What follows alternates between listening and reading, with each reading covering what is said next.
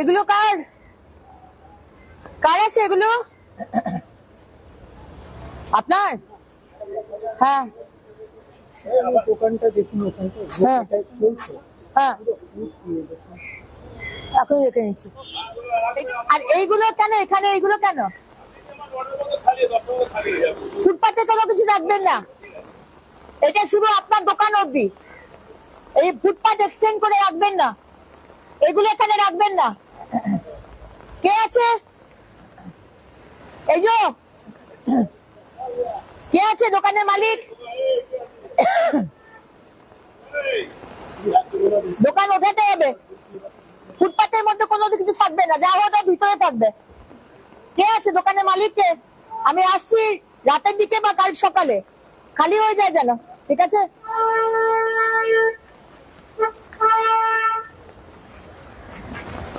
থানাকে একবার দেখুন, থানা।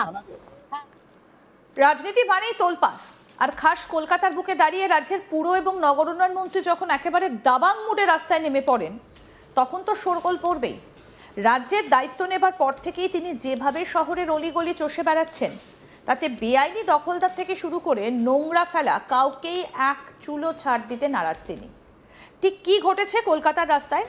কেন মন্ত্রী সোজা থানায় তুলে নেওয়ার হুমকি দিলেন? আজকের এই ভিডিওতে আপনাদের শোনাবো সেই চাঞ্চল্যকর পরিদর্শনের আদ্যপ্রান্ত।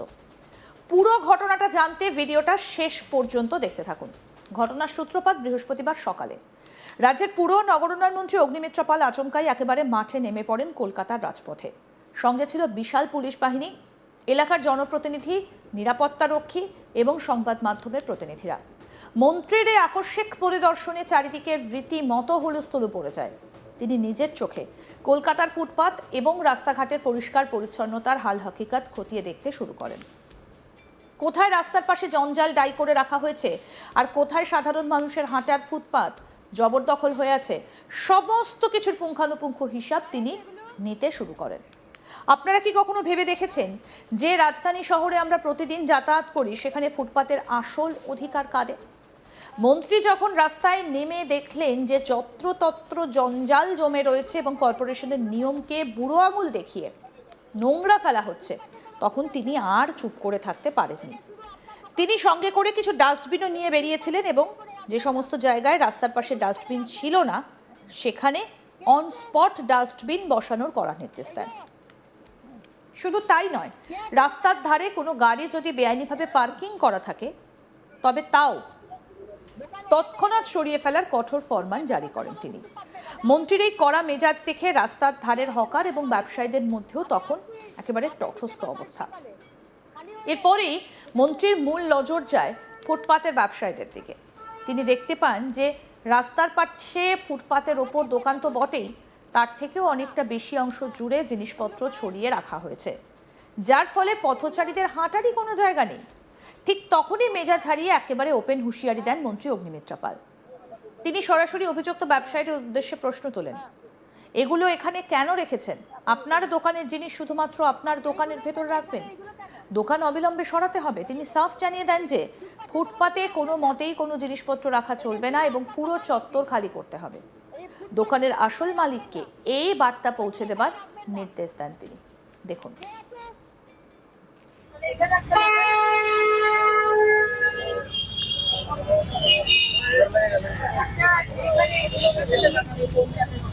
কে লাগাবে?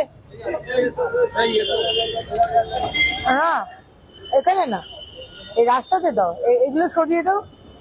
এই কোনটাতে লাগাও? এটা সরাও, এইখানটাতে লাগাও। থানাকে ডাকতো, এগুলোকে কেস দিতে বল। কেস দিতে পারলে দেখে বলে বলে শেখানো গেল না। এখানে একটা রাখুন। কোথায় গেল? এখানে রাখো। থানার আমাদের চার্চের সিকিউরিটিকে ডাকুন, একটা ওদিকে করো, রাস্তার ওদিকে করো। এটা রেখে দিয়ে গেলাম। আপনার দায়িত্ব হচ্ছে দেখা যেটা যেন কেউ চুরি না করে, আপনার দায়িত্বে রেখে গেলাম। ঢুকিয়ে দেবেন ভিতরে, ওরাই পরিষ্কার করবে কর্পোরেশন, কিন্তু দেখবেন আপনি মোবাইল, ভালো মোবাইল, ধাক্কা মেরে ফেলে দিচ্ছে, জোর করে বলে পয়সা দাও, টাকা দাও। অন্য কত মানুষকে হ্যারেস করে করা। আমি তো রোজই এদিক দিয়ে যাই। তুমি জিজ্ঞাসা করুন প্রত্যেকটা দোকানদারকে, সুরজিৎ का নাম্বার দে দাও। এখানেই শেষ নয়, মন্ত্রী অত্যন্ত কড়া সুরে ব্যবসায়ীদের সতর্ক করে দিয়ে বলেন যে তিনি খুব শীঘ্রই আবার ওই এলাকায় পরিদর্শনে আসবেন।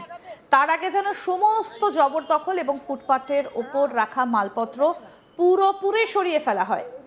যদি তা না করা হয় তবে তিনি যে এক বিন্দুও ছাড়বেন না তা বুঝিয়ে দিয়ে তিনি বলেন, সরিয়ে নিতে বলছি, না হলে সোজা থানায় তুলে নিয়ে যাব। কিন্তু মন্ত্রীর এই অনস্পট হুঙ্কার শুনে উপস্থিত সকলেরই একেবারে পিলে চমকে যাবার উপক্রম হয়েছিল। এর পাশাপাশি তিনি সাধারণ মানুষের উদ্দেশ্যেও কড়া বার্তা দিয়ে জানান যে আগামী 1 সেপ্টেম্বর থেকে রাস্তায় জঞ্জাল ফেললে বা যত্রতত্র প্রস্রাব করলে সোজা ফাইন বা জরিমানা নেওয়া শুরু হবে। শহরটাকে পরিষ্কার এবং বাসযোগ্য রাখার জন্য এই কঠোর পদক্ষেপ যে অত্যন্ত জরুরি তাও স্পষ্ট করে দেন তিনি। অগ্নিমিত্রা পাল বলেন, 1 সেপ্টেম্বর থেকে ফাইন শুরু হবে রাস্তায় জঞ্জাল ফেললে, প্রস্রাব করলে শহরটা পরিষ্কার রাখুন। কি বলছেন অগ্নিমিত্রা পাল, শুনবো। কে আছে দোকানের মালিক? আজকে সকালে কলকাতা শহর এবং আমাদের এই সাউথ ক্যালকাটার যে জায়গাটা 7 পয়েন্ট কানেক্টেড থেকে শুরু করে বিভিন্ন রাস্তায় আমরা ডাস্টবিন রাখছি। ডাস্টবিনটা দিয়েছেন আমাদের প্যাটার্ন কোম্পানি মিস্টার সঞ্জয় বুদিয়া, আর আপনারাও সঙ্গে ছিলেন। বিভিন্ন জায়গায় ডাস্টবিন গুলো রাখছি কারণ 1 তারিখ থেকে ফাইন শুরু হবে। এবার যদি রাস্তায় ময়লা ফেলার জন্য যদি ফাইন দিই তাহলে ডাস্টবিনের দরকার না, তো লোকে বলবে যে ডাস্টবিন নেই, ফেলবো কোথায়। তাই জন্য চেষ্টা করছি যতটা সম্ভব কভার করা। কিন্তু যদি কোথাও ডাস্টবিন নাও থাকে তাহলেও আমি আমার শহরের নাগরিককে বলবো রাস্তায় না ফেলতে, পকেটে রেখে দিন, ব্যাগে রেখে দিন, বাড়িতে গিয়ে ফেলুন, ডাস্টবিনে ফেলুন, কিন্তু রাস্তায় ফেলবেন না। এটা আমরা একটা খুব চেষ্টা করছি শহরটাকে পরিষ্কার। শহরটা আমারও, শহরটা সবার, শহরটা আপনারও। সুতরাং এই চেষ্টাটা আমরা করি। 1 তারিখ থেকে ফাইন শুরু হবে। রাস্তায় কেউ ময়লা ফেললে, ইউরিনেট করলে, থুতু ফেললে 200 থেকে 400 টাকার একটা ফাইন আমরা শুরু করছি। এগুলো কার কার আছে? এগুলো আপনার?